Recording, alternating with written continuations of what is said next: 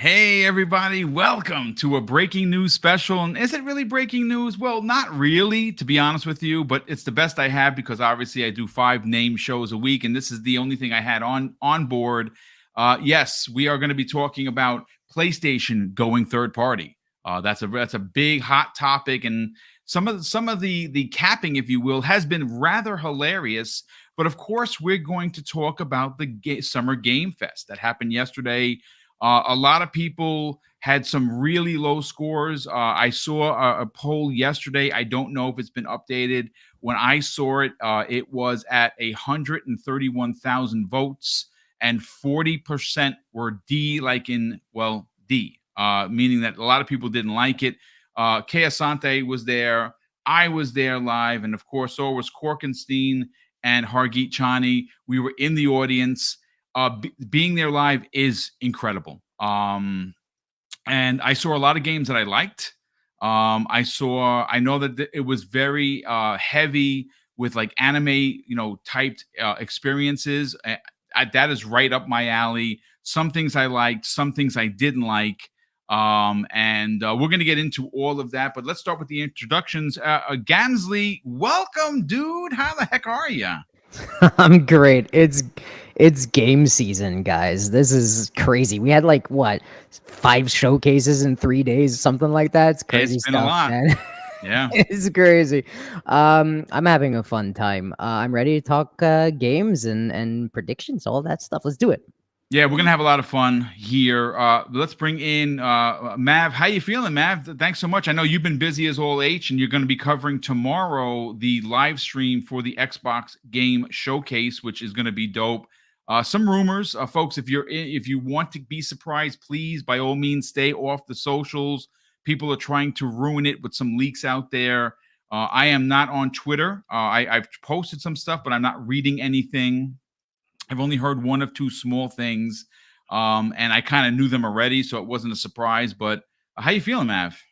Dude, I'm just getting excited for tomorrow. I think the rest of the showcases and everything kind of set the stage for Xbox to be able to hit this home run, right, and deliver to where they're the talk of the town and everything. It's been an interesting showcase season so far because it's like, okay, good enough, fine, good show, whatever, it's okay, But like we're all anticipating this Xbox show, and I'm just getting hyped, dude. This is the time of year where we really get excited. I think they're going to deliver tomorrow, and yeah, we're going to be co-streaming and all that. And I'm jealous of you and Kay Asante and Hargeet and everybody's posting the pictures. I got to find a way to weasel my way in there next year. I will somehow, even if I have to split a 3-way hotel room with a single king size bed with Hargeet and Kay Asante. 3-way hotel, eh? 3-way, baby. I'll find a way. I gotta find a way. I just, You could have no me matter if what you it takes. want. Yeah, so we'll make it work. No, but it's amazing. Like one of my favorite things, honestly, just because I've gotten to know so many of you guys over the last several years, right? Is like seeing everybody together, like posting the pictures, and like it's just amazing to see that, dude. So I'm glad you guys are having a blast, and I can't wait to hear more about everything that's been going on there. Yeah, if I were to say the one thing that makes it all worth it is getting the chance to meet everyone in person. Like I got a chance to hang out with literally everyone that I've ever podcasted with before.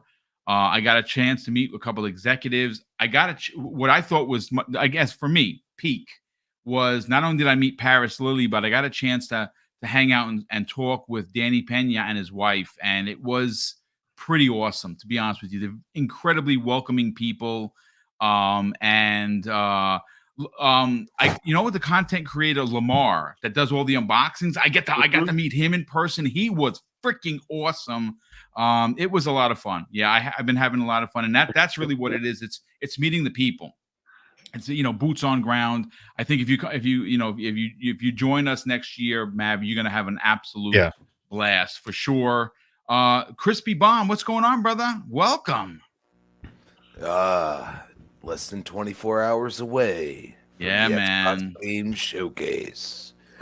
Let's effing go! Yeah, absolutely. And there's gonna be a lot of that tomorrow. I think every Xbox fan should be excited out of their minds. It is going to be a big deal. They're look. I can't say specifics because I'm not ruining it for anyone, but I can tell you the wording that I have heard is they have thrown everything in the kitchen sink at this thing, and I hope that's true. You're going to see. There's it's going to impress a lot of people. I will leave it at that. Another gentleman that's with us, got a chance to meet him. He's on the show on Friday mornings. Corkenstein, what's up, dude? Welcome. We just freaking had lunch together, and here you are. Yeah, hey brother. Yeah, man. I'm excited. This is the only thing that excites me more than being, yeah, seeing the showcase, hearing about all the new games, is meeting people like you and Kay, Hargeet, Cole. We're all like, this is something that brings everybody together, whether you're PlayStation, Xbox, Nintendo. It's just something that brings people together, and that's what I love about this week. It's E3 week, and it wouldn't be E3 week if we didn't have the community. So yeah, I'm happy. Yeah, I'm real happy to be here and meet all you guys. Yeah, it's great to meet you as well. And again, we've been having a lot of fun and looking forward to tomorrow. Hey, obviously Hargeet, Chani joining us, and of course Kay Asante. Gentlemen, thank you so much for being a part of today's show. Listen, let's rip this Band-Aid right off. I'm going right to Hargeet on this because Hargeet has been jazzed about talking about the Summer Games Fest. He enjoyed it, but not for what you might think. He enjoyed it for something else. It is a really unique and fun angle. Hargeet, take it away, kind sir. Yeah, I mean, I'll add that I did enjoy it for the games, but the first announcement was the best one of all of them. It was Lego Horizon, and not because it was Lego Horizon. I love the Lego games. That's great. It was Lego Horizon's coming to Nintendo Switch. PlayStation is gone, third party. And now all that stupid rhetoric that they have, it's over. Now they can just shut up. It's great stuff. We'll look forward to more games coming to other platforms. I'm also kind of interested in how Herman's gonna twist this, since he said that live service games were gonna go to multiple platforms day and date, but everything else was gonna be PlayStation exclusive. Not one game they've announced since that has not been on PlayStation exclusively. They're all coming to other platforms, and this one comes to Nintendo Switch as well. I'm just curious how they're going to twist that, since he said it wasn't going to happen, but apparently it is happening. Their games are going everywhere. So I guess that whole PlayStation exclusivity thing is over as well. But yes, Lego Horizon looks great anyways. It's a nice Lego game. It'll be fun to play on Nintendo or on PC. If you happen to have a PlayStation, of course you could play on that dump station as well. But He's going in. He's going in. Hey, dude, you should have been there live. You should have been there live with him, because man, I wish I would have recorded it. Nintendo Switch. All he did was laugh. It was hilarious. It was great. So yeah, some slander, some salt, but it is what it is. That whole narrative is now over on their side too. The only one who actually has exclusives here it's Nintendo, unless you do some unofficial things on some other platforms like the PC. You will be playing those games on the Nintendo platform alone. Otherwise, there's no exclusivity now. It's I hear there's a knock at the door. The ninja's coming for you. The ninja. So I still have a bunch of other games. I don't know, Boom, if you want to go through everybody else, but I know. Listen, just give us your what were your hot takeaways, and what were you might have let down on some of the stuff. So the most important one for me was there was a game that's had like an Indian protagonist, and I am all about games that go beyond the normal Western and Japan. I am it was fantastic. I think it was Unknown 9 Awakening. Yes. And this is great. And it had a pretty cool loop where you can jump into other people, right, and do actions as them, and then come back. That looked cool to me. I'm that's awesome. I want more of those kind of not Japan and not Western world games. So hell yeah, bring it on. That stood out for me. The two funny games, it was Cuff Bust and Killer Bean, were hilarious. Yeah, they look really good. For those games. There was the Deer and the Boy and Neva. Those were some like indie games, like story-driven little indie games. Looked good to me. Quidditch looked okay. There was Civ 7 announcement. That seems pretty cool. Black Myth Wukong had a pretty good little clip there with a release date, which I think we already had the release date, but they had to. Won't be on Xbox. But yeah, it's going to be delayed for Xbox. That's kind of sad. Street Fighter 6 bringing back Bison. That was pretty cool. They also had the what was it? Fury. Terry Bogart from and Maya from Yes. SNK. The Yeah, from, Fatal Fury. Fatal Fury, right? So that was a pretty big announcement there. Metaphor is looking cool. Batman VR actually looks pretty good. It looks like it's a pretty cool game, and it's having me considering getting the Quest, but we'll see. But Batman VR looks pretty cool. And then First Descendant was the other one that looked kind of interesting to me. There's still other games, by the way, that look pretty cool, but these are the ones that kind of stood out.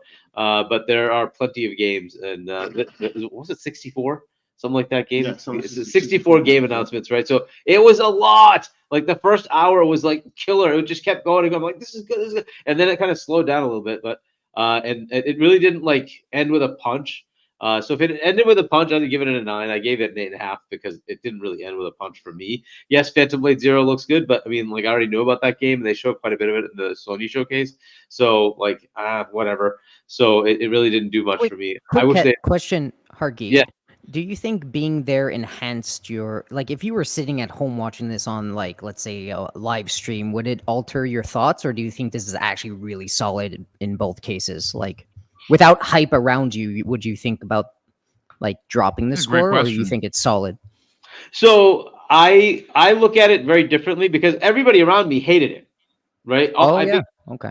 like maybe King was the only one who said it was a I 7. didn't mind it. I Yeah, gave it a so- 7.5. I gave it a 7.5. Yeah. But the majority of the people thought it was like a 3, a 4, a 5. It was Wow. very low. Okay, Oh. and that's the people in our group, like Colt and Fonz and all. They did not like it. Okay, so Hmm. I don't know that that's any of it. I happen to like a variety of games. So for me, Yeah. when you see like Deer and the Boy, I'm like, that looks cool. Most people will say, why is this even here? Right? I think most people Mhm. want to see console AAA games from big publishers, right? And it's like, well, that's not what was here, and I guess that annoyed people. To me, I look at the variety and I'm like, yeah, this is great. I love it. Like the first hour, I'm like, I thought it was like a 9 right there, like this. But I'll tell you, 8 right off the bat when it had that Lego Horizon on Switch. I'm like, that made my freaking showcase. I'm good. Lego Horizon is on Switch. I Awesome. love how Hargeet shows violence. But so yeah, so from my perspective, I say it's an 8.5 either way. But I am very much in the minority. You can see the scores out there. I am very much in the minority. Most people did not like that showcase. I liked it, and even if I took Lego Horizon out, there's enough there for me that was like, yeah, this is cool, this is cool, this is cool. That I rated the last one, last year's, which also got pummeled. I rated that an 8 as well, so I gave that a pretty good score. But like this was definitely a step ahead for me. And then you add Lego Horizon, I'm like, oh hell yeah. So yes, to me it wouldn't have mattered. I'd still rate it pretty highly. So, Asante, I want to go to you next, brother. So I have the official results of the poll that Jeff Keighley himself put up. He said, how would you grade today's Summer Games Fest live show? And after 250,590 votes, the final results are as such. 9% gave it an A. 24% gave it a B. 26.7% gave it a C, and 40.3% gave it a D or below. What are your rating? Even though I know, but the fans don't. And what were your big takeaways from it? First and foremost, I will say, I've loved hanging out with people. This is my first time. I think that for all the others, it's normal by now. For me, this is all still new. Shout out to the amazing content creators that you feel like you've known forever, even though this is the first time you're meeting them. Shout out to Fonzarelli Gaming. Shout out to Colt Eastwood, Holly, that blue number. Ben Ben Kenobi. Yeah, it's a Ains. great Ains is he and I connected Luke. over some drinks. Oh, it was a Pacific thing, bro. We had a great time. So I've had a lot of highlights as far as the seeing of the shows and all that, but it's just that community, that connection with those people you've looked up to for so long, and them reciprocating. It's been awesome. Cog and King. Oh, you do not party until you party with Cog and King. They are they are who you thought they were, right? They are the leaders of the school. It's always great to hang out with them. So Mav, to what you were saying, I will encourage anyone and everyone who's in this space who does what we do. If you have a chance to make it happen, man, it'll change your perception of this whole thing. It's awesome. It's awesome, awesome. Now, with that said, and of course, my brother Hargeet, it's been great connecting with him as well. With that said, as far as Achilles, I really enjoyed myself. I can see why some have certain scores, right? Because usually it depends, and you guys know I'm the context guy. It depends on where you come from with it. Right? If you're a solely PlayStation gamer, you got maybe 2 games. Right? I'll call it 1.5 since one is multi-plat. If you're solely Xbox gamers, similarly, right? If you're someone like me who games on Steam and all these other places, there were many games that were solely Steam only coming to you. Very heavy Steam. Many of them, right? So like on this thing, you know what I mean, Kay? Like right here, baby. You know what it is. He's pulling it out there. He's showing the people the stuff. Yes. So I was excited for a lot of the stuff that was out there. Like as you know from me, I'm big into the indie space. I love the single developers, the nuanced 1-2 people games. I love Hyper Light Breaker that's coming out. I think I'm a big Hyper Light Drifter fan. It got me to use the game engine that they used to make at Game Maker is the engine. So I'm excited to see their next outing. I'm so thrilled that they were able to take that one vision and make a whole game, and now they're a proper studio that's doing things. Believe it or not, Sonic X Shadow Generation. Yes, that was it. It was freaking cool. You know what I mean? I enjoyed that. What is the Killer Bean? Yes. Bro, that game Hilarious. hits so differently on this, and when everybody's listening, when you're around people, and it comes in this eruption in the crowd. It was just freaking hilarious. It was great. What's that game? The medieval game. Oh my goodness. Kingdom Come Deliverance. Kingdom Come Deliverance 2. Yes. Right? Yes. The one thing I thought of as soon as I saw that was, I feel like this was directed by Guy Ritchie, and I'm there day one. They're harking religious iconography. 2 seconds later, they bent a lady over a table, and some things is going down. It's a crazy. He had a lot to show. I would agree with those that say that he didn't have the most monstrous of announcements. I too loved.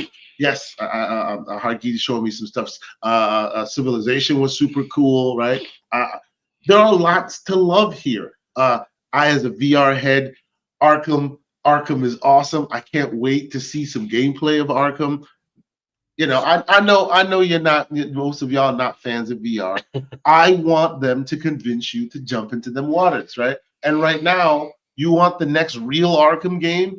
It's not what they gave you on the flat screen. It's this VR game. So hopefully it's good enough to where you want to jump into it, right?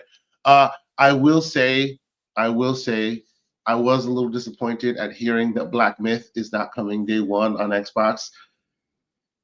I know we're going to hear about it. It's going to be a whole thing, But at the end of the day, I think they did a good show. I think they put together quite a good show.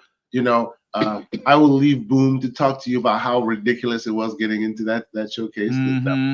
Yeah.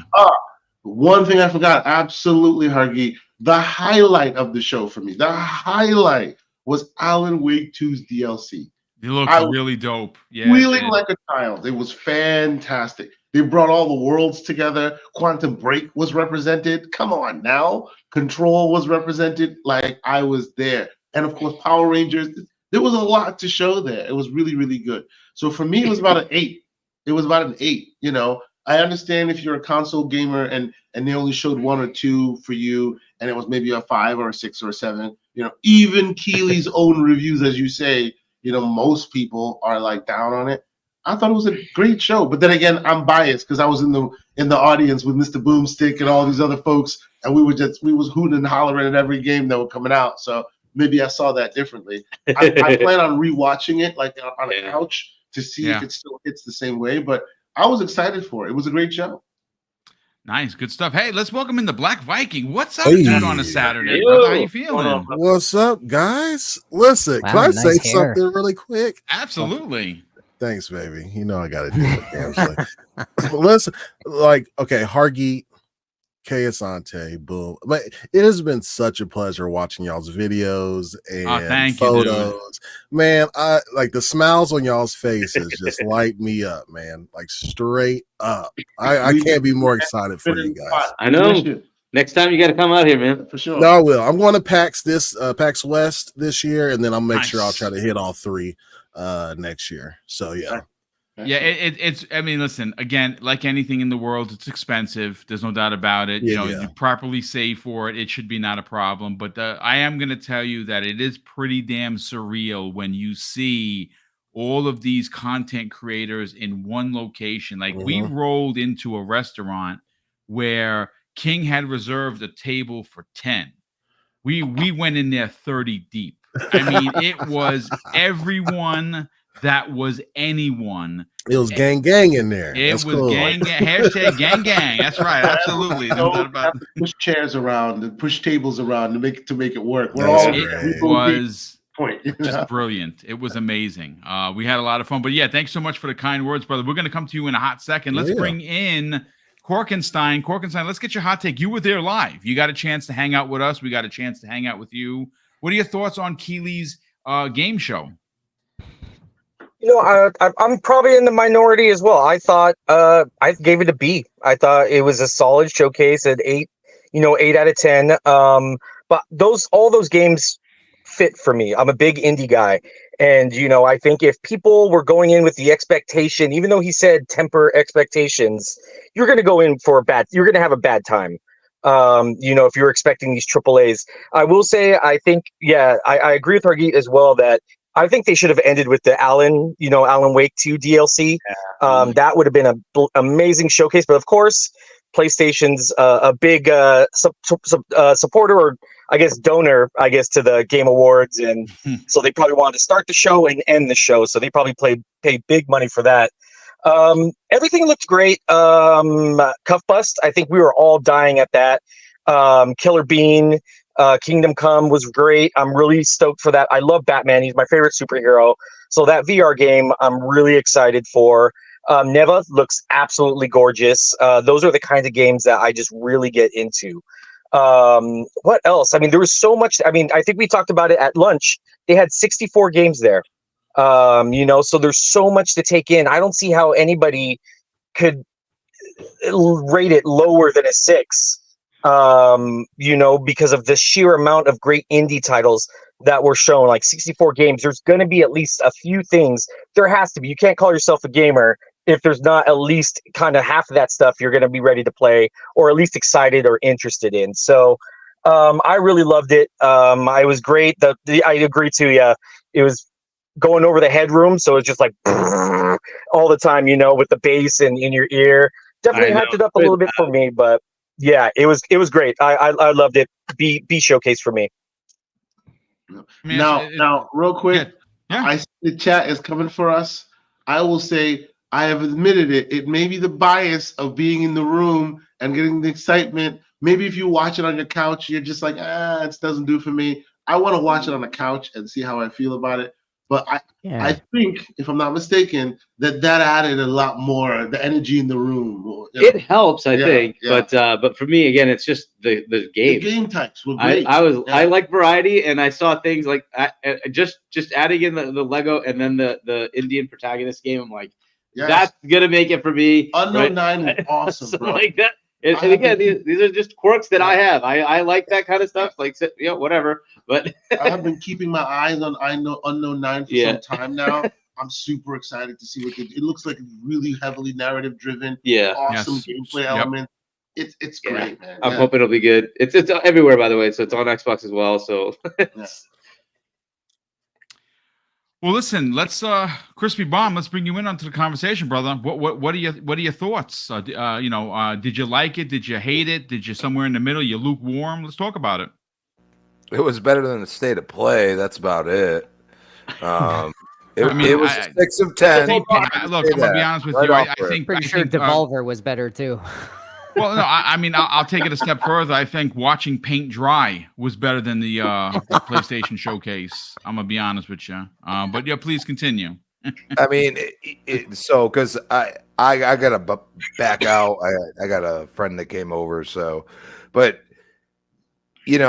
the one thing that really, and I didn't see the first half of the show. I had to go back and watch some of the, what was shown. I didn't even know about the Switch thing, which is hilarious. But I mean, I got receipts for that. People, just saying. I will gladly, throw them out on Twitter or X, whatever you want to call it at this point. I'm always going to call it Twitter, and that's where I say the one game that really, and I didn't see at the beginning, and I went back and watched the trailer, was Killer Bean, and that looks fun as H.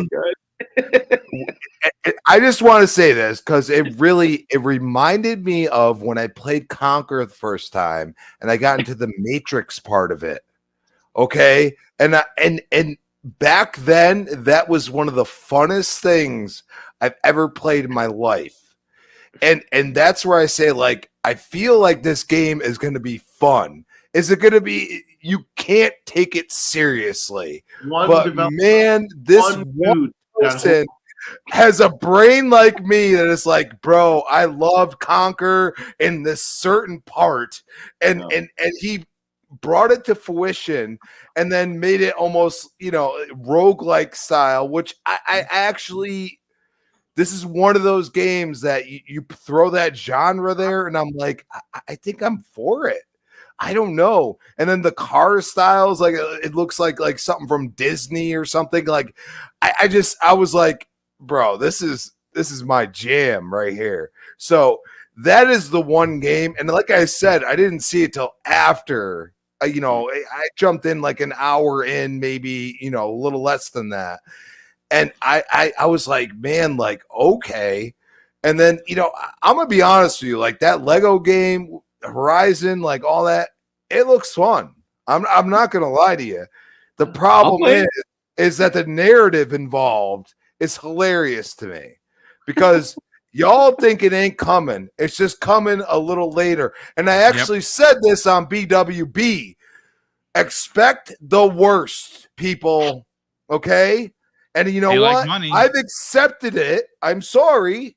All right. Like, even if Xbox does it, I've accepted it. So I have a leg to stand. I have that hill to stand on because I did that a while ago.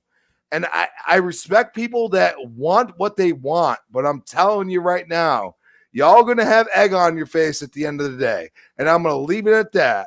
But it was a good show. I was at a 5 with state of play. I went to a 6. And that's it, because it was better after I watched the beginning. But guess what? At the end of the day, what Jeff said at the beginning of that show was very important. Indeed. And I respect that man for that.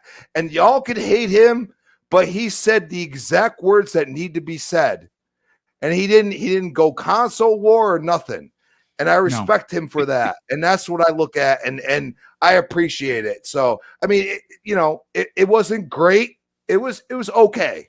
It wasn't good. It was okay. And that's the way I look at it. That's a strong point. Now, brother, I know you got to bounce out of here. Thanks so much for stopping by. We super appreciate it, Crispy. Oh, thank you guys. And you know what? Shout out to all y'all that get to meet each other.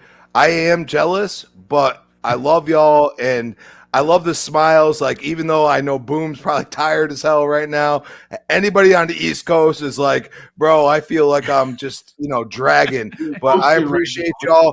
And I'm gonna tell you right now, like Lord Cog is killing it, dude. I just want to say that. Like, I just watched that video. Like, he's interviewing everybody like so well. I loved it, and you guys are just awesome. And thank you. Thank you, brother. Love you as well, and we'll see you next week for sure. Probably, I know not on Friday, but we'll see you next week for sure.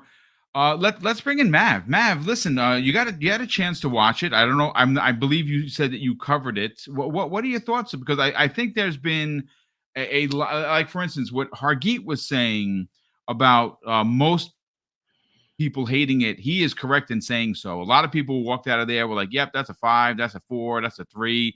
I'm very happy with the 7.5. I thought it was a good show. I thought I saw a lot of games. Phantom Blade Zero, game of the show for me. But you know what comes as a close shoulder-to-shoulder runner-up, but also a disappointment, is Power Rangers.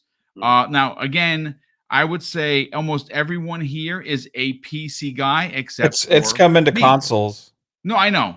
Okay. I know, but yeah, it eventually it is going to come to consoles. But if you're sitting in the audience watching it, it was a very heavy PC Steam based show, and that's usually not what Keeley is into. He's a console guy, but we did hear from behind the scenes, and again, I was talking about this in the green room, being there, watching his body language. Now, I could be 1,000% wrong because I'm not an expert on this, but he seemed at times very dejected. And we did hear that there were a lot of people that pulled their stuff at the last minute, kind of left him holding the bag.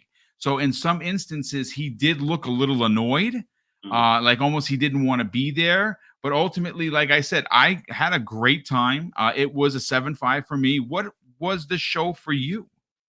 7.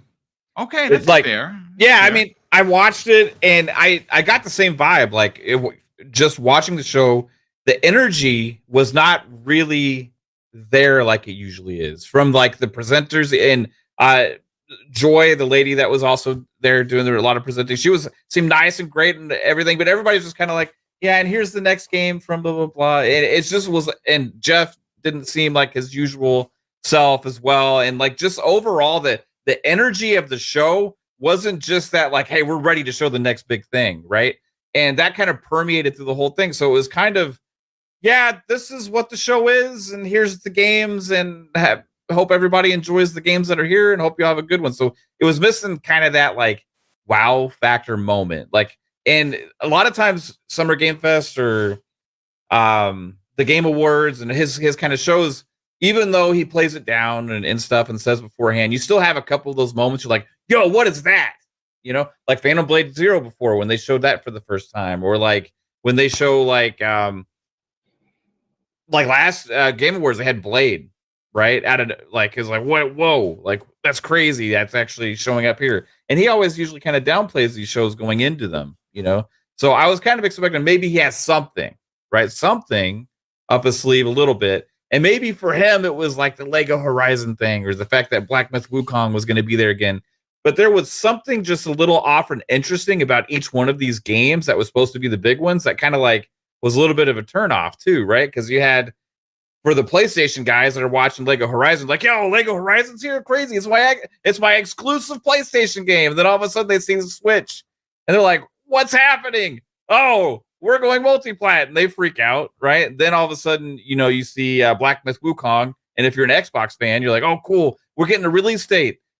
What? Where's Xbox? Then I gotta say, what pissed me off, actually, this actually pissed me off, was like hiding it under the rug at the reveal of what's going on with the Xbox. And even on the website and on Twitter, the way they like talked about the release date and stuff, well, you had to dig on their website and go to an FAQ section to find out that it was delayed for Xbox. Yep. And for me, it's a slap in the face to Xbox fans and it's a little dirty, to be honest, from the publishers or whoever's responsible for making those kind of decisions, and not just pushing everything back a couple months just to make sure it's optimized and stuff like that too. Like I'm sick of sometimes the Xbox consumers getting disrespected. the Power Rangers thing too, Boom, that showed up, right? And I was watching, I was like, oh, this is amazing, Power Rangers. I was thinking it's going to be like the Ninja Turtles game, is going to be amazing. Then I saw it just said Steam, and we're like, oh, that sucks. It's not coming to consoles. But so then we do digging and find out it is coming to why not say that on when you announce it? Because if you're watching the show, it kind of gets that little bit of a dejected moment of like lack of excitement. All of a sudden, we're not revealing all the platforms that it's releasing for. So Matt, Maybe announcing it will put it at 1 minute 1 second, and they have to pay no. $2,000 more. There is a point here. So Bab, what you got to see was what we saw on the center screen, and we had two side screens that told us that actually games were coming to other platforms too. Well, yeah. So if you paid attention from our side, we did get to see some of that, right? So, and I think that is kind of annoying that what you saw was what we saw on the center screen, and it only said Steam, right? But if you paid attention to the side screens, oh, it is coming to the other platforms. Yeah, but we don't get that at all, you know. But you don't get to see that, and I think that is kind of it's just not a cool industry practice, right? I could get it if it's a PlayStation showcase or an Xbox or a Nintendo showcase that you're only going to put your multi-plat show. Yeah, it's just weird. It's weird way to show that. It just doesn't make sense. The other aspect to it was when they announced the Valorant thing. This was the Valorant thing was the biggest deal that actually happened at the show. That's a big deal coming to consoles. That announcement, and it's like, whoa, that's crazy. And then all of a sudden, you see, even at the end of that one, though, that it had when they're standing on the stage, it said beta coming to PS5, and we're like, oh, we're not getting the beta for exactly. So, but we had to look that up, and so like throughout the show, there was all these like little random things that were kind of distracting. We got to see that if you paid attention. So we actually had like a screen on the left and a screen on the right. And the screen on the left said PS5, screen on the right said Xbox. Right in the middle, it just had whatever it had. Right. Yeah. But yeah, that's exactly the thing. It would be nice if it was just consistent, right? That you see all the platforms. But so that's a producer error. So like 100 people or however many people in the audience are going to get to see the actual information, though, and they're not portraying it properly to the millions that are watching from home. You know. Yeah. So there's little things like that. It just kind of come across like.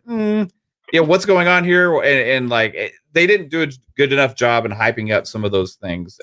Overall, there was a good variety of games that were shown. Yeah, the games looked good. A lot of the games we've seen before multiple times, and just kind of ready for them to get released. So there was just kind of that lacking, like, oh, what's this amazing new game, right? And we didn't get that, but that's what we're gonna get tomorrow. So ultimately. It delivered what he said, showed good games, decent show, 7. They got to fix the production issues, the producer errors, and making sure the people at home get the proper information on the games. They got to fix that.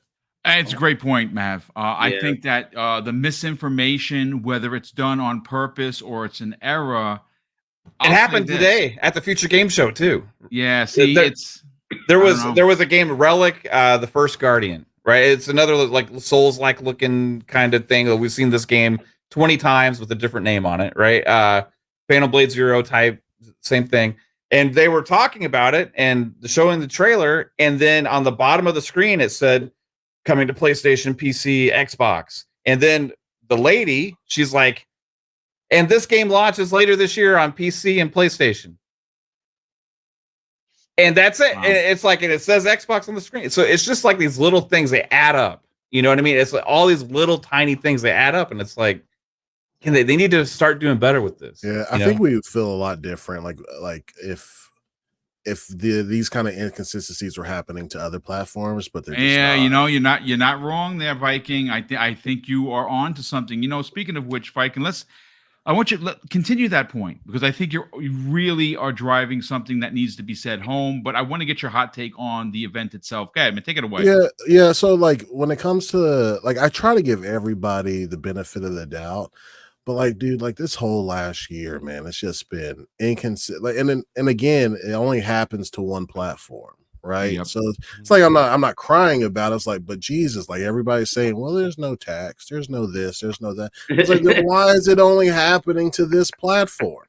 Like just one. It doesn't happen to Nintendo, it doesn't happen to PlayStation, doesn't happen to Steam or Epic Game Store. It is just Xbox because I look for it. You know what I mean? Not just to play the Xbox side, but I look for it on what do you call it? I look for it on PlayStation and like Nintendo. PlayStation, Nintendo, and You it don't just you don't doesn't. see it there. I try to be as observant as possible, and yeah, it's just not happening on that side. But I don't want to keep going on that because we're here to talk some games, baby. Yeah. You know, yeah. As far as the show goes, I give it about 6.5 out of 10. And the reason why, no, you know what? Let's bump it up to a 7 because I'm gonna be a little biased here. I think like they showed like really good indie games. A lot of it was rehashes, though. I did like seeing Metaphor again because that's my dope. man. Listen, I've been waiting for like a stylized Fire Emblem type game. Plus, you mix in the Persona stuff. Like this game's going to be good. And then I think me and Mav the only one's going to be hooting and hollering over this one. Civ 7, baby. Yeah, dude. No, I'm right on you, bro. I'm right. Oh, okay, Gamsley. Okay. How dare you, sir? But that would have been a cooler announcement if it wasn't like spoiled Leaked before. already? Yeah. That was. I kind of had the inkling when they said beloved franchise, and I was like, it could be Borderlands, but I doubt it. It's time for another Civ. Yeah. You know what I mean? So like, I'm really excited about that. The Power Rangers game was dope, and the Power Rangers game was super dope. Oh shoot! Okay, all right. Let me just. Paris Lily wants to jump in here. Yeah, he wants to jump in. Let me give him a link. Paris, 5 seconds, brother. I'm heading over to you right now. Let me just. He could wait in line. Yeah. Right? But the biggest announcement for sure, and you guys have brought it up, was Valorant. I've been ever since the partnership or the announcement last year with all this Game Pass stuff for PC. I was like, dude, we need to have Riot games on console. Like, we just have to. So seeing Valorant as the first one to make that jump is so great. And they're probably going to make a big deal about that tomorrow at the show, you would think. I would imagine so. They could probably it's a monster deal. It is a monster deal. It is. And don't be surprised if we see League of Legends tomorrow too. Interesting. That would be crazy. Monstrous. Don't do that to me. Like monstrous. That's a lot of opium for me. Yeah. So it'll like probably be the mobile one though. You know what I mean? Which would be fine. I'm cool with that. I just love I love that universe. I love Riot is probably my favorite developer.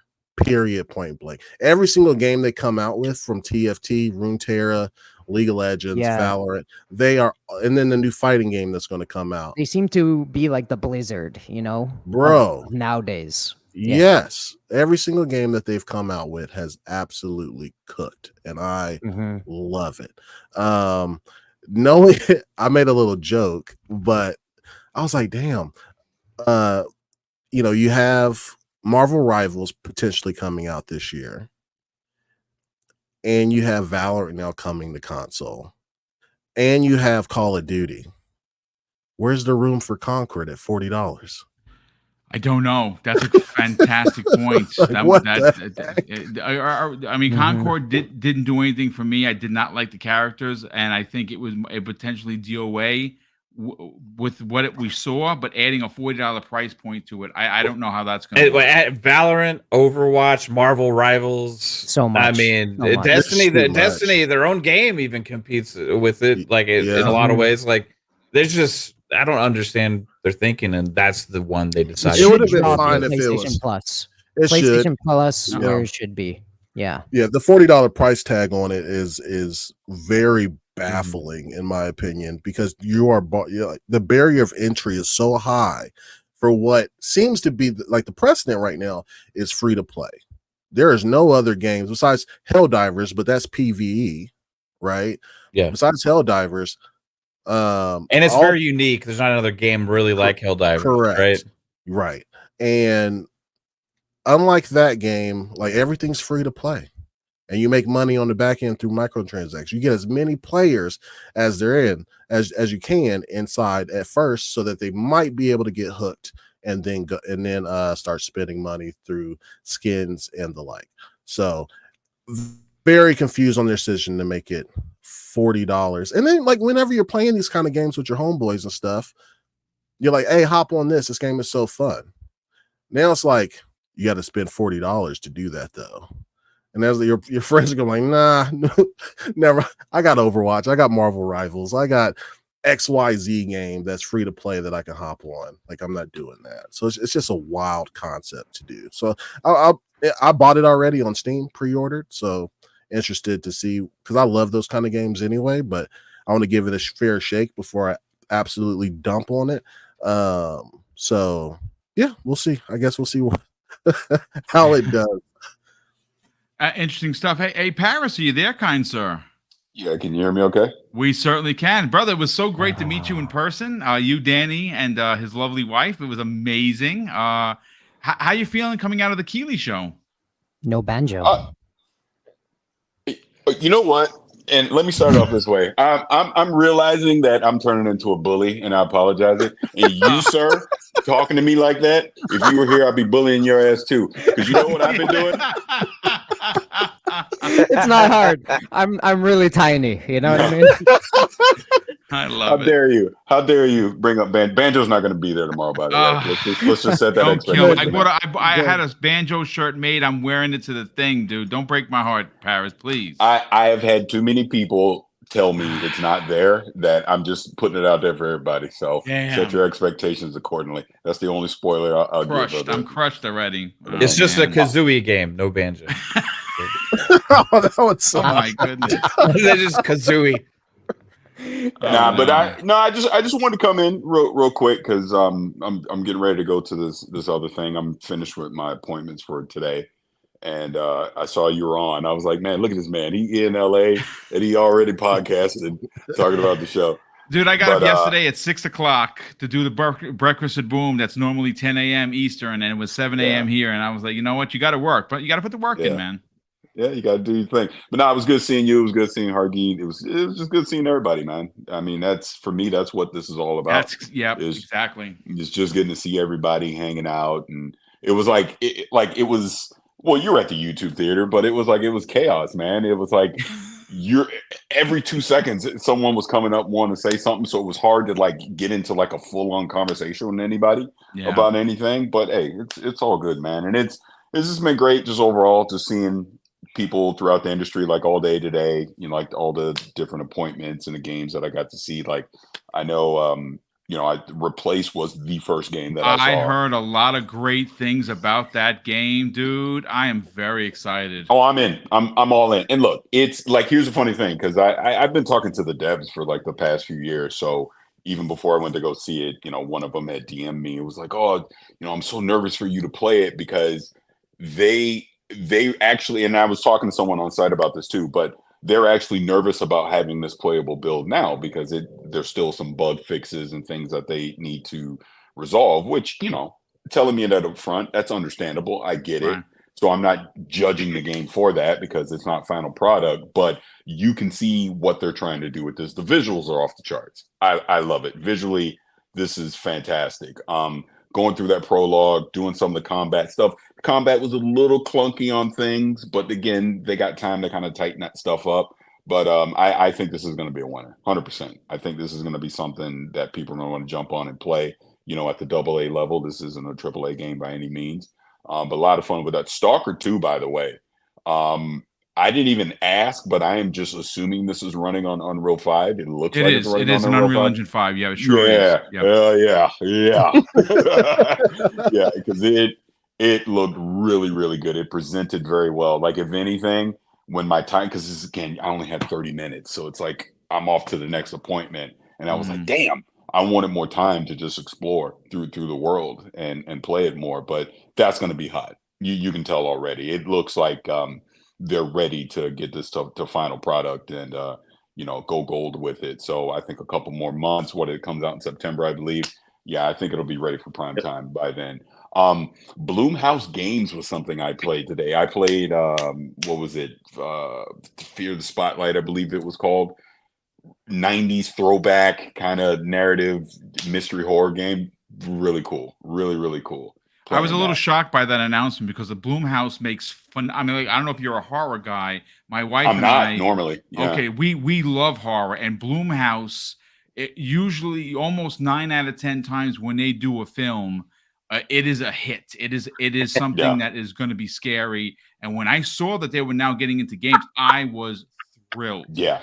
I think they're on to something. Definitely. I played SNK. I played some of the Fatal Fury games coming out. Dude. And again, Yes. I'm by no means am I some pro fighting dude, but I had a lot of fun with it. It was good.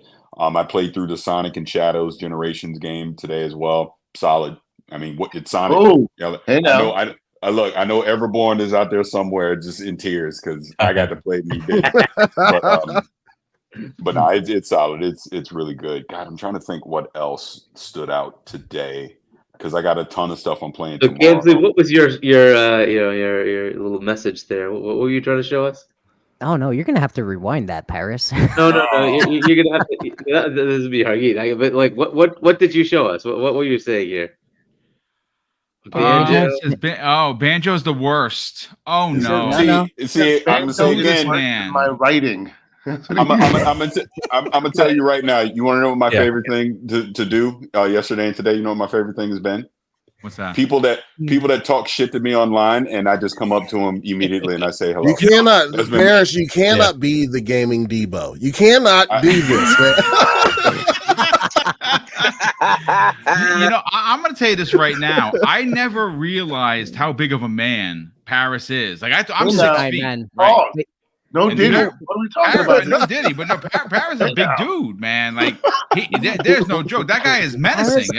I don't know if I'd be the one saying those nasty things to him because Paris could be a mountain. I'm like the fastest kicker ever. So all I gotta hit is one spot, Paris.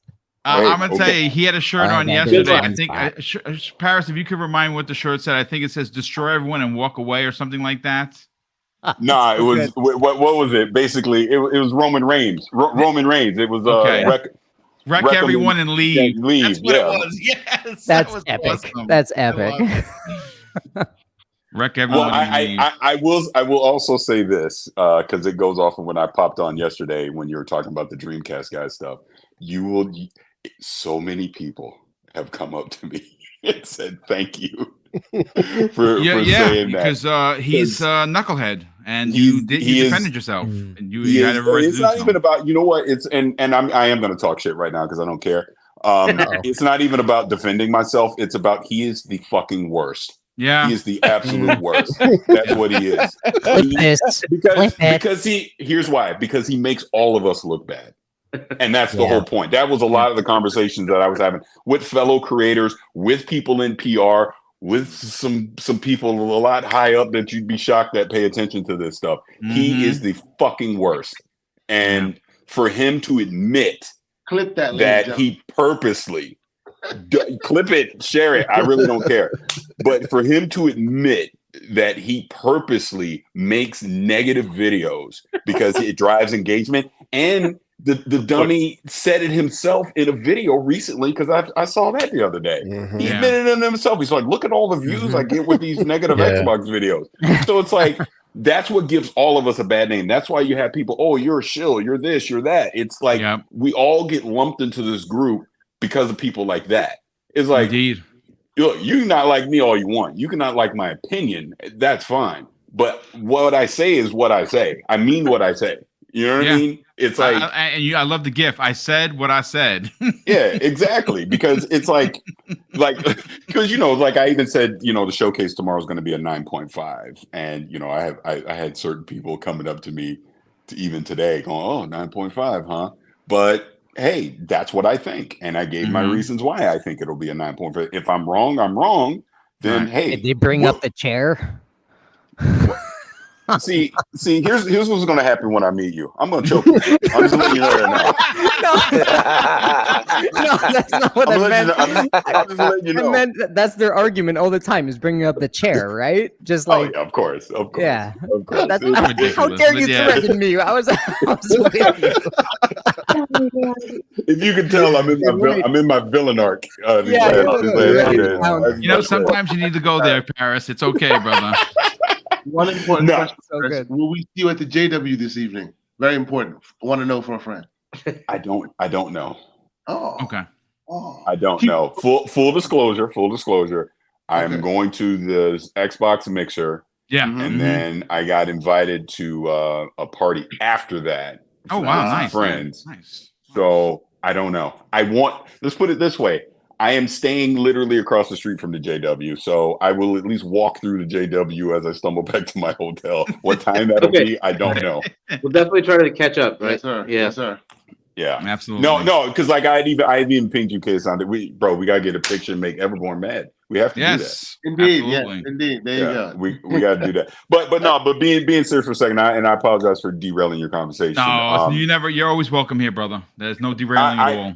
This is my happy time of the year. Indeed. It should coming be. to this stuff. Yep. I mean, getting to see everybody, getting to hang out, because for me, it's about, look, people will say all the crazy shit they want to say online. In person, that is not reality. Mm-hmm. And this is reality, what we're doing right now, being in person, having genuine, real conversations about this stuff, the good, the bad, all of that. I mean, I'm sure tomorrow, honestly, that Xbox showcase could be a freaking 12, and it's going to be chaos regardless, because that's just online. Mm-hmm. That's online. Like, look, I may or may not have heard Hargeet taking a victory lap about the Lego Horizon, but when I'm sitting in the crowd and I saw that, honestly, my first reaction was I was like, good. I'm glad it's on the Switch, because me too. Because because kids are going to love that. Put it where the people are. That's my thing. The first thing I thought when I saw that Lego game, I was like, see, now y'all can't complain that this is forbidden sleep. At least she's got more personality now. The main difference between that, though, and what's happened with Xbox, it wasn't 5 months of leaks and about considerations of the business plan, right? Well, that led up to all this negative conversation. Instead, it's just, here it is, and everybody's like, okay. But that's why I hope tomorrow, when Phil sits down, because they're not going to do it during showcase, but tomorrow when Phil sits down with Ryan, I hope he's definitive about what they're doing. Yes, but yes, 100%. That's all. That's all. Either way, to me, like me personally, I don't care personally, but just let us know, so then people can set expectations, and you won't have, because here's what's going to happen after the showcase tomorrow. I'm promising you. It don't matter what they show. It could be Jesus Christ the game. Yeah, he's not wrong. Is it coming to PlayStation? Mm-hmm. That's what people are going to say. Yep. Regardless of what they're showing, no matter how good it looks, bad it looks, or whatever, everyone's going to second guess, is this coming to PlayStation? Because of all these ridiculous leaks and everything. So the CEO tomorrow gets to sit down for an hour, and he has the opportunity to clear it up. Just clear it up. That's it. Regardless, look, they could be like whole slate, but just say it. It doesn't matter. It doesn't matter in the sense of now you and an informed consumer, and you get to make the decision you want to make, and the trolls can take their victory lap or they can shut up. Either way. If they're just still in consideration phases though about things, how do you make that transparent? Because that's always going to be like an ongoing thing. You know what I mean? Because if I'm Phil and Ryan asked that question about what does it mean that games are under consideration, in other words, we're not ruling out any of our titles potentially after a certain period of time showing up on another platform. That's all you got to say.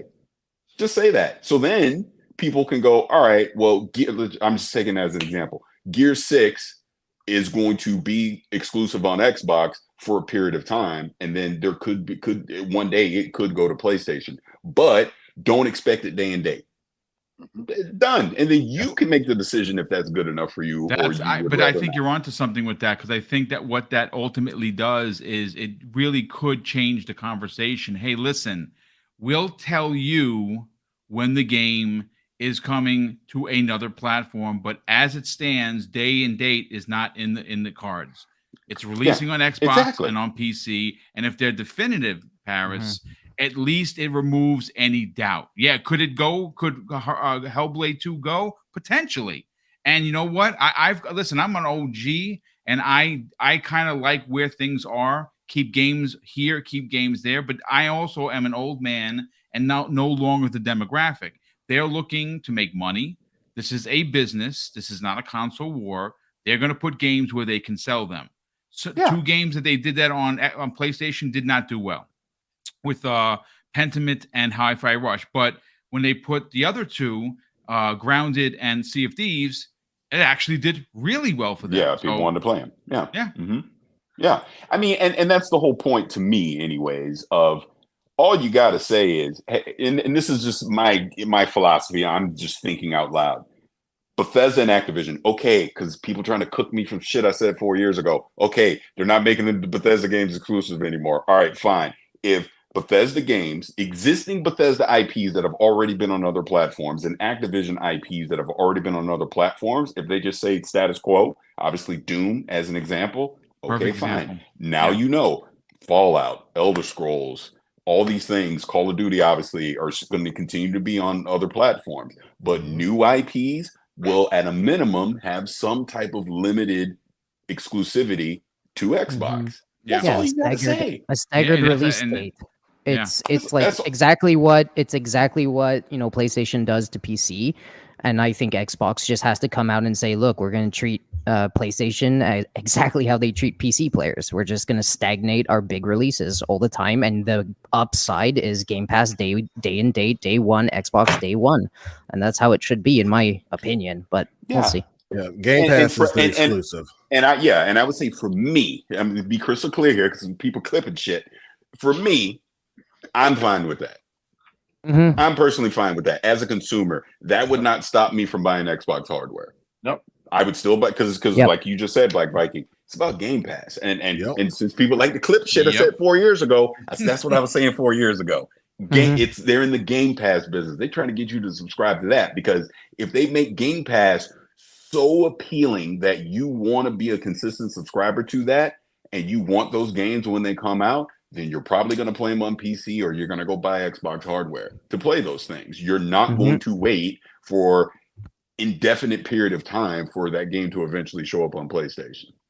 But the key to all that is good quality games consistently. And this is why I'm saying tomorrow is their opportunity to put a stamp that here's the roadmap moving forward for consistency. Here's the stuff we got coming this year. Here's a peek at what we got coming in 2025. And here's a teeny tiny tease to stuff beyond that. That's all they got to do. And I think people should walk out of that satisfied if they do that. But we'll see. Yeah, absolutely. Yeah, I agree. All right, so I will stop derailing your conversation. Dude, trust when I tell you, you're always welcome here. It's never derailed. It's always a very positive, fun conversation with knowledge. So we appreciate it. And see, everybody in the chat, y'all getting a peek. Paris, he ain't at home. He's out, and he's been drinking. He's outside. He threatens people. I can't believe this guy. That's right. I love it. Paris, I'm so jealous you posting that picture of you playing Replaced. I'm pissed. I want that. It looks good, man. It looks so fun. It is. I think people are going to be pleasantly surprised when they get That's their one of my hands on it. most anticipated games for a lot of reasons, and the fact that everyone that has played it has walked away with like high ratings and reviews and opinions has me hyped. Yeah. Like Ryan loved it too, because Ryan and I saw his response. I saw his response. He really liked it. Yeah. Now, there's something I have played that's embargoed. I can't say it yet, but there's another game people are going to be like, "Ooh, yeah," they're going to be excited about. Now, I didn't say this. Well, actually, no, I shouldn't say that. This was in a private chat. I don't know if I can say this, so never mind. There's 2 games I know of that one I played and one someone else played that I'll give you this hint. There was a little bit of controversy over it a couple months ago, and it is coming out this year. But from what this person played, they were very happy with it. I'll say that. Nice. I'll leave it at that. Perfect. Perfect Dark. Perfect Dark coming out. See, let's do it. The day I meet you, you better run. I'm just telling you right now. Oh, it's happening, guys. Perfect Dark coming day one tomorrow. All right, but I'm gonna drop out, but I'm sure I'll see some of y'all tonight. And I'll definitely see the rest of y'all at the showcase Thanks so tomorrow. much for popping in, bro. Enjoy. Right. See you, Paris. We'll see you later. Peace out, All right. You guys. So, Oh my God. gentlemen, before we let everyone get out of here, because this wasn't meant for a 2-hour show. Obviously, I got some stuff I got to take that that I'm heading over to. I do want to get everyone's hot take on this, and as a host, I would feel like I didn't do my job. The conversation around the gaming universe, as it will, is about a game that is being made by PlayStation going to the Nintendo Switch, right? It is a conversation that I want to have because we heard from Herman Holtz that, well, that was not going to happen. Now, it already has happened in the form of MLB The Show.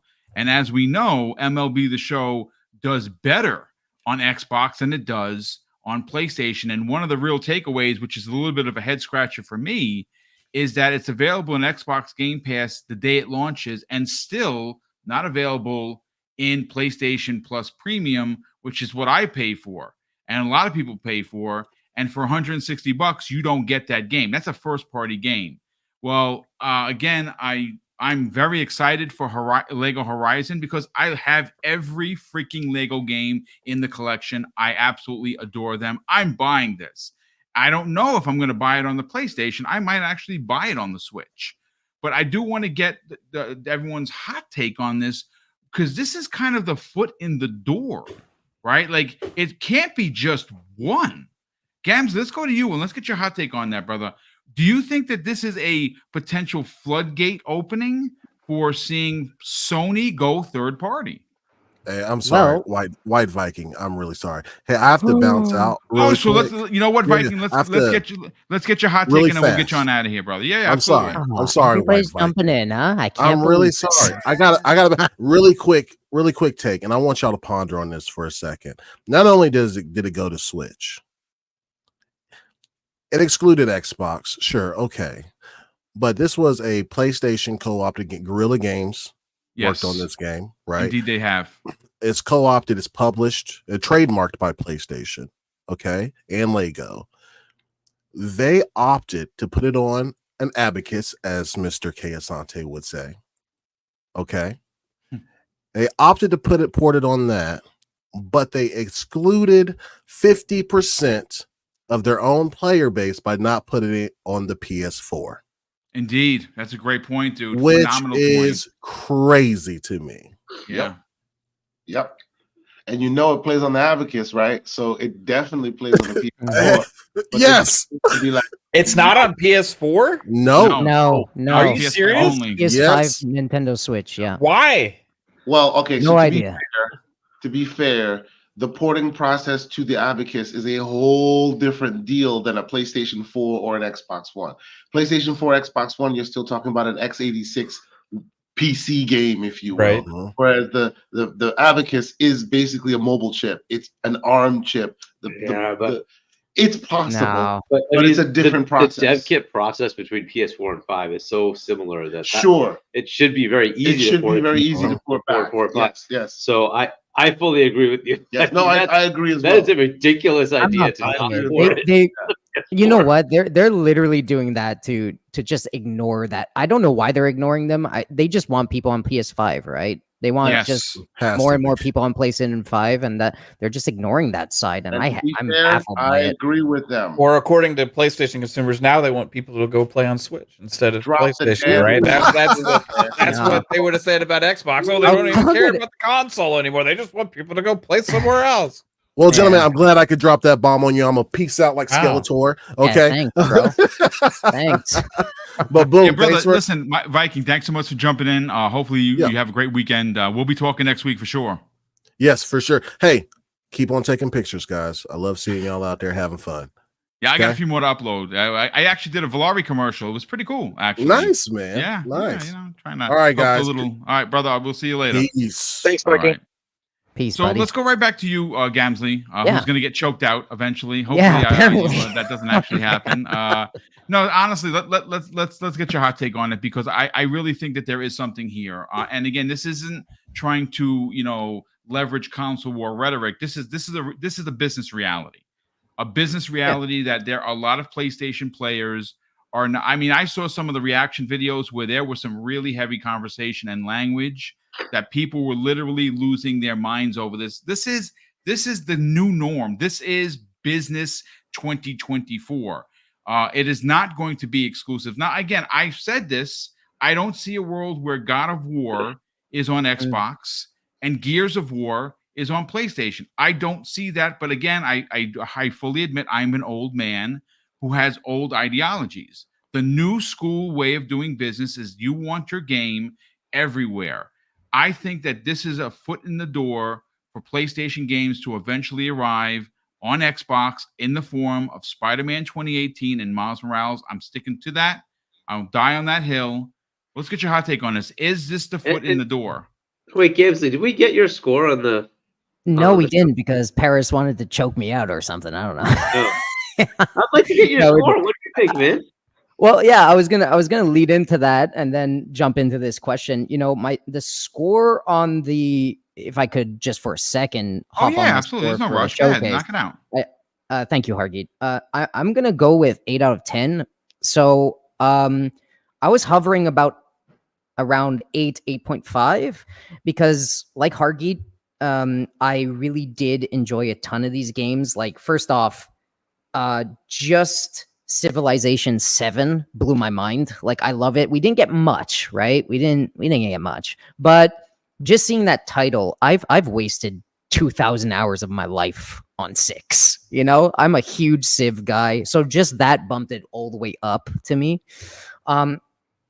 As for everything else, it was a little disappointing, yes, because I think as consumers, E3 for decades had the big 3 in there, big announcements, big like mind-blowing things all in one weekend kind of thing. So we've lost that, and now we are getting trickled the same information throughout like a month, right, of shows. So it's a little different, and sometimes we miss these shows, sometimes we don't. So the hype like dies out fairly quickly, but just on the sheer amount of games there was at this show, there had to be something for someone there. Maybe not to blow your mind, but this truly was my blow your mind moment, the Civilization 7. I've been waiting for this game for forever.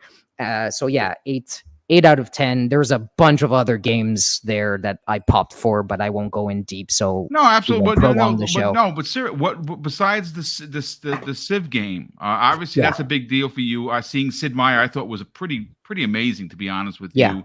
What else jumped off the page? Because I mean, are you? Because speaking to a lot of people, they felt that there was a very heavy Asian flair, which works for me. That is something that I'm into. I like anime.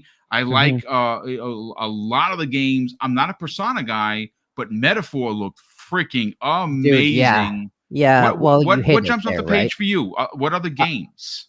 Well, DBZ, like the Dragon Ball game, popped for me. I'm a huge Dragon Ball fan, so that's always gonna pop for me. I'm a huge Dune guy, so the Dune game, even though it's shown off quite extensively now, still hits with me. I love Dune. I love the universe. Kingdom. You like survival though, because it's more of a survival game. Oh, you do? Okay. Yeah. Oh yeah. My brother. Look. I've talked about my brother multiple times. We bond in video games, and survival games are jazz. Like we get. What's that? Oh my god, the dinosaur one. Jeez, why am I blanking on this? Ark. Yes. Yeah. Ark.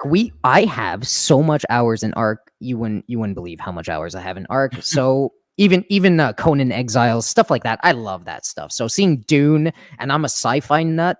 I mean, I'm all over this game. So that popped out there. Alan Wake, getting more Alan Wake. I mean, this is a game that was overlooked this whole time, and getting that DLC and that little skit he did when he danced on stage, I thought was hilarious. I loved all of that. You know, so there was a lot of stuff here that I really enjoyed. I'm a huge New World guy, and I know that's like really weird, but I don't love think so. New World. That's coming to consoles. That's kind of a big deal. Valorant. I mean, Valorant. Just look, guys. Vikings said it. Riot is gigantic, and remember that showcase where Xbox like did the whole like Riot partnership and all that stuff. Like I popped off for that. I was a huge fan of that showcase just for that, because I'm a huge League of Legends fan. I'm a huge Riot fan. I play all their games. So that was a huge thing. So Valorant being on Xbox and having my brother being able to play it on Xbox and all that stuff, it's a really big deal for me, even though I'm more of a And on PC that, guy. there's an interesting thing with Valorant, right? We do have Game Pass gives you access to all the characters, right? Yeah. Does that go across platforms? That'll be an interesting one, right? So will Ooh. PlayStation players be No. interested in getting a yes. Game Pass subscription to get all Hell the yeah. characters? Hell yeah. Hell $10 yeah. I think it's $10 to get you everything, right? of course, and that's I think part of it. They really It's server based. So everything, just like Diablo, everything carries over wherever you I are. mean, Yep. look at the world we're Yeah. going into, right? A Yeah, of PlayStation course. player will get a Game Pass subscription just to get characters. Well, in a yeah, game. well, there was Just saying. there was a GameIndustry.biz article talking about the strategy that Call of Duty, like their strategy with Call of Duty, and there was a crazy number, like 36% of whatever player base that plays on Call of Duty on console, 36% of them have like a second console. So they'll have PlayStation, but they'll also have an Xbox. And Yep. having these perks in there really can drive one person to choose the casual box, right? So if you're a PlayStation guy and you play Call of Duty or whatever, and you see perks and you see Call of Duty on Xbox Game Pass, you're like, oh my God, yeah. You're more likely to jump on an Xbox and spend your time there. Same thing with Riot and this whole thing. It's like, well, if you're a PlayStation guy and you're loving Valorant, you hop on, you try it, and then all of a sudden you have, like, I don't know, your friend has an Xbox Series S or something and you haven't jumped the gun yet. They're hoping you buy a second console just for that, right? Oh my God, my dog, sorry. And if you have a second console already, you're like, oh my God, these perks are amazing. And you'll jump onto Xbox and use that to play Valorant. So yeah, I think it's a big deal. I think it's huge for them. And if League of Legends pops on there, guys, if League of Legends tomorrow pops on there, that's big. That's big for a lot of people. Yeah, so Metaphor, like you said on top, exceptional. I love this freaking game. I love that they have the marketing for this and they're going hard on it, right? Indeed. No, from what I saw, no logos. I don't know how it was for you guys, Hargeet. Did you see like PlayStation logos for Metaphor? Because I didn't. I saw Xbox. I don't think that. It was No, an Xbox thing. it was an Xbox thing. Yeah, there was an XR. Yeah, because they have the marketing, so they're treating it like that. So that's big, and I like that move. So yeah, I'm standing with an 8. Sorry that I went kind of long. No, there, no, but brother. it's an interesting I love that the passion you're showing right here is beautiful. Yeah, I'm glad that you're a part of today's show. Yeah. And you know what? We had to talk about it. Listen, Yeah. What do you feel that this is the calm before the storm of potentially PlayStation going third party? I think that the fanboy in me wants to poo-poo all over this and attack it, but I think that not seeing this on the Xbox console still solidifies their strategy in keeping their big guns off their competition, and they see them as competition still. So there is some sort of, tight thing going on there, because it kind of makes sense. I think all PlayStation is missing in their arsenal is generational IP. I think God of War it's not transcendent to our kids and all of that stuff, right? They want to be more family friendly. That's their play with Astrobot. That's to get PlayStation history in the hands of our kids. And I think that's a really powerful thing that they don't have, that Nintendo has, and that's why they're dominating.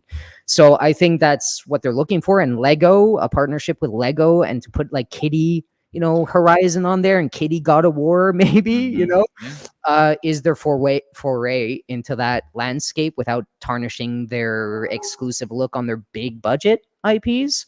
So I think it kind of makes sense in their strategy, but I would love to say yes, but I don't truly think so yet. I'm not there yet. As soon as I see Helldivers on Xbox, maybe I'm in there, but not just yet. But that's my hot take of hot takes. But my God, do I wish? My God, I hope so. Yeah, I'm gonna be enjoying this on Switch, baby. Anyone else playing this on Switch? I'm probably playing it on Switch more than likely. It looks so fun. It looks like the smaller scale Lego games. I like that. I like that. I like the old school Lego games where it's very sectional and not Like the so Star open world, Wars, the like Marvel Star Wars. Avengers. They had a lot Yeah, of yeah. them that I really, really liked. So I'll I probably might Yeah, so jump I buy it in on like there. that. Switch. I might buy it on Switch and not play it. I'll play it on PC. Yeah, do it. Oh, Buy on wow. Switch. Switch is getting Show them big. those numbers, Hargeet. Show them that they Exactly. Switch and freaking PC. That's it. That's all. Yeah, but that's my take. Great take as always, Thanks, Mav. guys. Let's bring you in. What do you think, Mav? Because obviously you and I, we kind of run parallel with our thoughts on these exclusivity stuff, and I do think that this is the foot in the door. I think they're going to see some success. I think that this is a double-edged sword in regards to them potentially bringing back Jack and Daxter as Sly Cooper, because if this does well and Astrobot does well. Now Microsoft is going to actually have a problem because you're going to have now Sony bringing back, family-friendly IPs, and this is something that I've been saying for years is missing on Microsoft, which is why I'm crushed that tomorrow we're not getting a Banjo announcement, and I don't know when we will, if we will, but Oh my God, pause. Imagine how funny it would be of why they didn't announce, let's say, an Xbox version is because they didn't want to give it to Keighley, and then tomorrow Lego Horizon pops on stage. That would be pretty ridiculous. That would to be honest funny. with you. That would be funny. That actually Anyways, would be funny. that would be that's good. lovely. That's good stuff. Matt, what do you think? Foot in the door?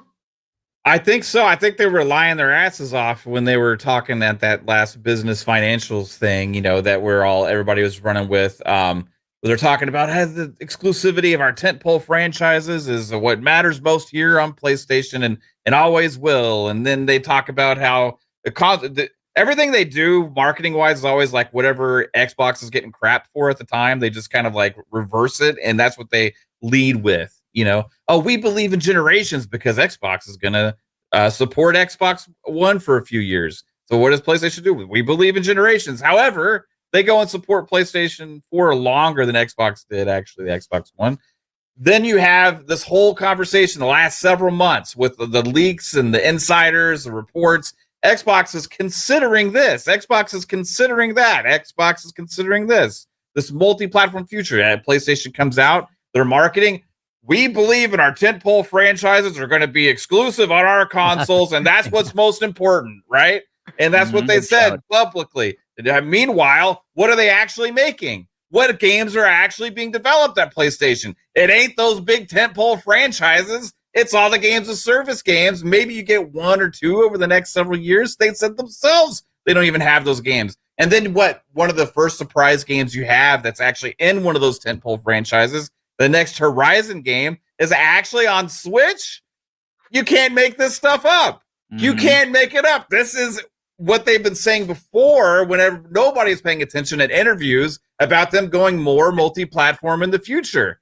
Finding ways to take advantage of more opportunities to expand the franchises that they've been investing in. They said themselves, when they're straight down to the numbers and they're talking to their investors, they said themselves, they're no longer in the investment of new IP phase and that kind of phase. Now they're in the returns phase. Let's take advantage of these IPs and these franchises that we've been going in. Let's do more transmedia stuff. Let's put our games in more different places.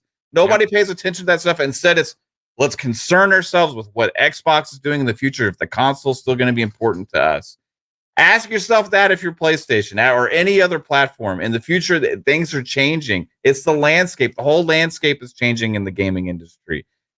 PlayStation follows in Xbox's footsteps with the business model 5 or 6 years behind every single time. They say they're not doing what Xbox is doing, and then they realize it was a smart thing, and then they go and expand upon and do more of that. There will be day and date on PC of the big tentpole franchises eventually. There will be day and date more other places on some of the other games that they're developing. They do what makes the most money. That's what they're always going to be motivated for. And when the console market share continues to dwindle down, when the consoles continue to sell less and less and less because people keep migrating to other things, they're going to keep transitioning their business. It is what it is. And they're going to lie to our faces to make the console consumers feel extra special as much as they can until it is blatantly obvious and they can't lie anymore. That's just the reality of the situation. We saw it right there at the very beginning of Keighley's show. They didn't even have it at their own state of play. which they just had. They were too embarrassed to give it to their fans at their own state of play. They had to save it for Keeley because they knew the Switch was going to be announced there. They couldn't face their audience that they just lied to. They couldn't face them. Instead, they're like, oh, well, surprise. Guess we were, this is coming to the Switch. Nobody look over here. Yeah, but it's happening, everybody. It's happening, and that's the reality we live in, and we'll see what the next game is. We'll see what the next game is. It'll probably be Concord because nobody's going to play that shit. They got to try and figure out a way to make money on it. It'll probably be everywhere next. PlayStation Plus like, after it fails. how do we make this game last? We're competing against all these free-to-play games that are better. Oh, On how Game are we Pass, going to do baby. this when you put it everywhere else? What if they put it in PC Game Pass? Game Pass, PC yeah. Game I Pass. just said that. That happened with Death Stranding. It It happened with Death Stranding. It wasn't there. It wasn't published by them on PC, but it happened with Death Stranding, right? Yeah. Just saying, you never know what's possible, man. You never know. I mean, listen, it's a great hot take. Before we bring Korkenstein in, let's catch up on the super chats. We have Pyraf, who drops a very generous $2 super chat and says, "Will Helldivers 2 or Concord come to Switch 2? I mean, hey, you just never know." Highlander 001, generous friend of the program, goes on to say this after dropping a $5 super chat. "I love this. We're talking about games, and we are looking forward to playing. We are all looking forward to what Microsoft has in store for us tomorrow." Yeah, I mean, there's the hype around that show is just ridiculous. Don't fall for the banana in the tailpipe. You should get excited. Vic, the mother, father, sister, brother, click. What's going on, dude? How you feeling? Welcome back. He says, "What's up with the? What's up, everybody? Boom. Who's the black samurai on the left? Yo, bro, Mav, Gamsley, brother Hargeet, and Kayasante, Korkenstein. Yo." Of course, that was the Black Viking, who does look like a samurai. But obviously, sorry, I didn't read that earlier. It's just trying to get this done. But thank you so much for being here, Vic, and thank you for the generosity. We have Elemento Pio, generous friend of the program, drops an outstanding $10 super chat. And he goes on to say, "I have so much faith in Avalanche Studios. Microsoft just needs to snatch that talent, but not buy the studio. Mad Max is awesome. Playing it again after watching Furiosa." Yeah, I mean, that game was incredibly underrated. No one played it. Mad Max was dope. And we have Greg C drops a very generous $2 super chat and says, "Lego Horizon Day 1 on Game Pass. Boom, let's go." A Lego deal. I mean, it's not coming to Xbox, and I don't think it is. But I mean, Gamsley did say something pretty funny, and you just never know. Could you imagine if that shows up at the Xbox showcase as coming to Xbox Game Pass? Then you're gonna have people jumping off ledges. It's gonna be scary. Remember, there's always PC Game Pass. There is always PC Game Pass. Korkenstein, let's get your hot take on this, brother. Do you think that this is the foot in the door? Yeah, 100%. I mean, listen, Mav said it. I've been saying it for the last few weeks on the podcast. You know, PlayStation has followed Xbox step by step, every step of the way. It's nothing new. You know, they wait for Xbox to do it. Xbox gets all the flack, and then PlayStation just kind of slightly, silently like, this is what we're doing. They don't explain anything, and everyone's like, oh, yeah, that's fine, after they've seen it already works for Xbox. It's like Phil said, a long time ago when everyone plays, when everybody plays, everyone wins, or that whole sentiment. And it's just a matter of time. The consoles, like I said, PS5 is almost 1 million behind PS4 in sales. We're hitting a ceiling for consoles, and that's okay. In 10 years, 15 years, we're going to be probably in an all digital kind of marketplace with cloud, being probably way more advanced. Hardware eventually is going to go away. It's just no ifs, ands, or buts about it. But it's with it. I think eventually the writing's on the wall. PlayStation is going to end up following in Microsoft's footsteps. You're going to see Helldivers. Who knows? It might be tomorrow, might be in 6 months, might be next year. But I think for sure we'll see Helldivers, maybe Concord. Honestly, that title's DOA. I'm not trying to be negative. I'm not trying to be hateful about it. It's just, you can't charge $40 for something that you can get 20 times free to play with different games. It just doesn't make sense. I think we called it last time. It was just the pure Sony arrogance of the PS3 again, thinking they can charge whatever they want for a game that should be free to play. But yeah, it's definitely a step in the right direction. I love it. I want everybody to play every game. You know, as a former developer, you know, this is the funny thing is that people think, you know, only certain developers like, you know, do this, but as a former developer myself, we want games on every platform. We want people, like I said, this is like, you know, this is like our baby. You know, when you create a game, it's your baby. You want to show it off to everybody. Hey, look, you know, and that's just what it is. So the more people that get to play these games, the better. And that's how I've always been on that stance. So I'm glad. You know, it's funny that he lied. Yeah, Herman lied. You know, to the shareholders. I can already see. We talked a little bit about it, Hargeet, too, about how people will move the goalposts. Oh well, it's they probably made this deal before Herman said what he said, or oh, because it's 2 players, it's not a single player exclusive. You know, there's multiple ways that people are going to move the goalposts. Regardless, it's a good move for PlayStation in the industry. It's a good move for consumers in the industry. Just all around, like I said, when everybody plays, everyone wins. Hey, good stuff, brother. Hargeet, let's get your hot take. You and of course, Keisante, and then we'll get everyone out of here. What do you think, Keisante? Is this the foot in the door? I have said this many times. Y'all heard me make jokes about it. You know, we are the horseshoe makers and the center of the upper atmosphere. They sat down, they pressed the button, the whole spaceship just turned into a suitcase, and now they're just walking around with it. Like, that's where we are today. We don't like it. Some of us will go, I don't know about that. Bro, it's over. Stop it. The console war it doesn't exist anymore.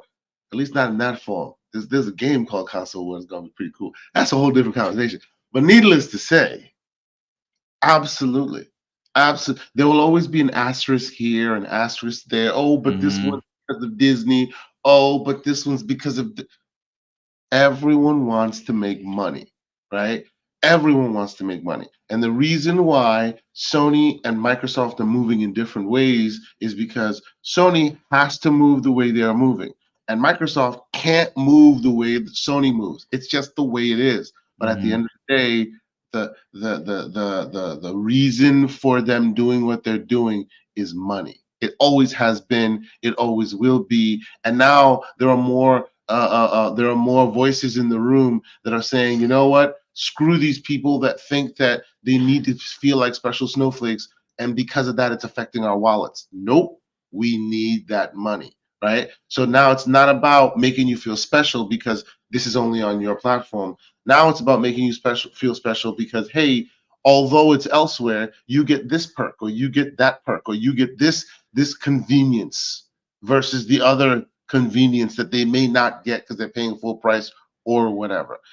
That old paradigm has died. It is over, right?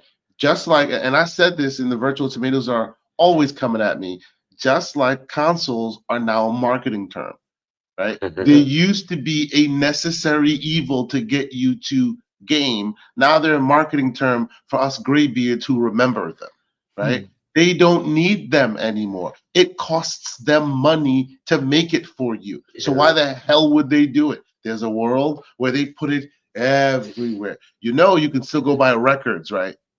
How many people buy them? You could still buy records to this very day. But guess where they'd rather sell it to you? Spotify. That's just the world we live in today. Welcome, graybeards, right? And by the way, Boom, you're talking about the Holy Trinity, the hamburgers, fries, and the shake. You know, this won't go. Hold on to your butts, ladies and gentlemen. That's the next shoe that may drop. You know, it is what it is. They are about making money, right? So I think a lot of folks in the chat are speaking truth to it.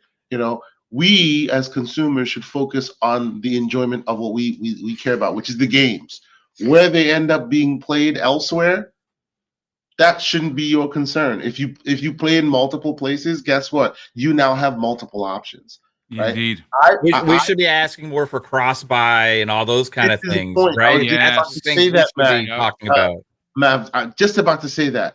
If I believe we should move on from this talk of it shouldn't go everywhere to now starting the conversation of fine, if it goes everywhere and I happen to have that hardware, I needed to cross buy and cross save and cross.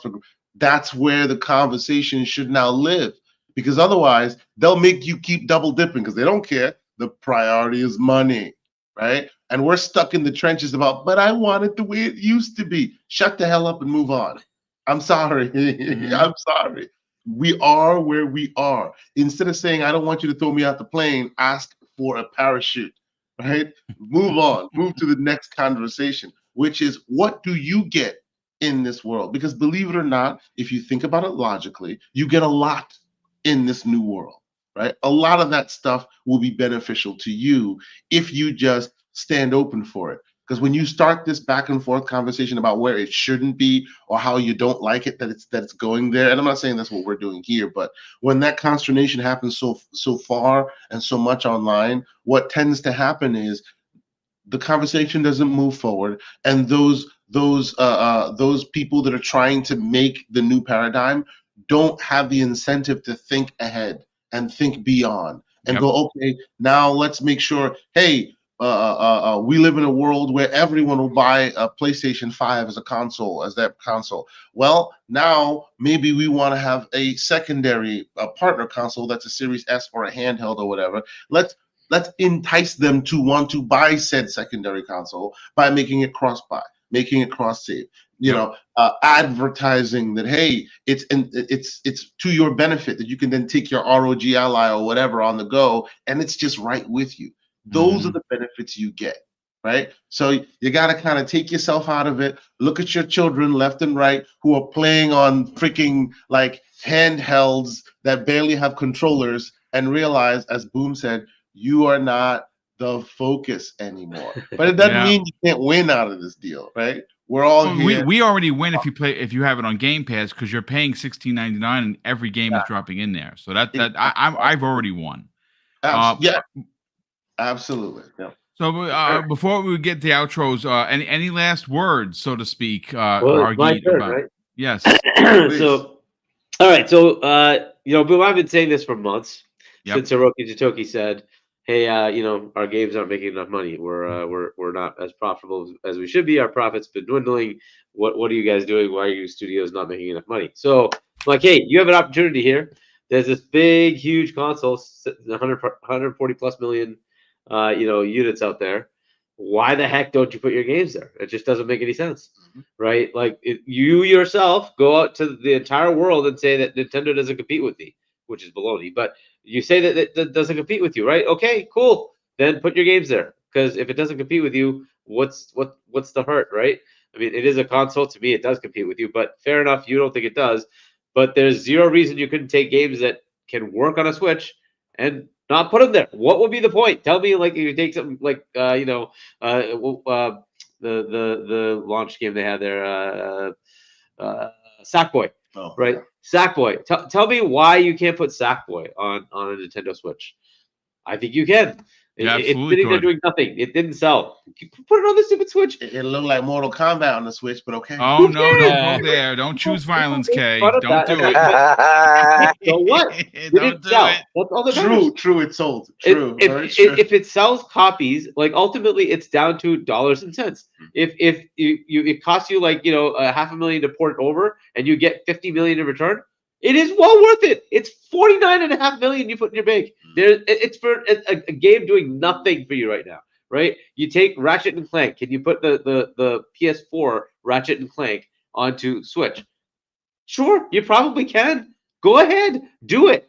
It's sitting there doing jack diddly for you. So I've been saying this for a while, that it just makes no sense to take your old catalog and not put it on the Switch. Now we're seeing, hey, this is a Lego game. It's likely not going to be resource heavy. You can go ahead and put this on Switch. Why not? Makes a lot of sense. So I see this going forward where you have games that don't have high resource requirements. Switch, the old one. Yep. Switch 2 will probably be targeted as well. And don't expect that at some point Xbox won't be targeted as well. Right? There are games that just happen to be better served on the Xbox side of the arena, especially multiplayer games, that they will look at the metrics and say, why not? Why wouldn't we take advantage of that market and just take the game now, especially if they finally decide the right thing to do is to make games that they're making live service free to play, which they should do that. If they're going to do that, then why not? You gotta at some point think, why not, right? So, and by the way, that might happen on the Xbox. I'm just saying, but but just that is kind of the world we're going into. As far as them doing it, that's one thing.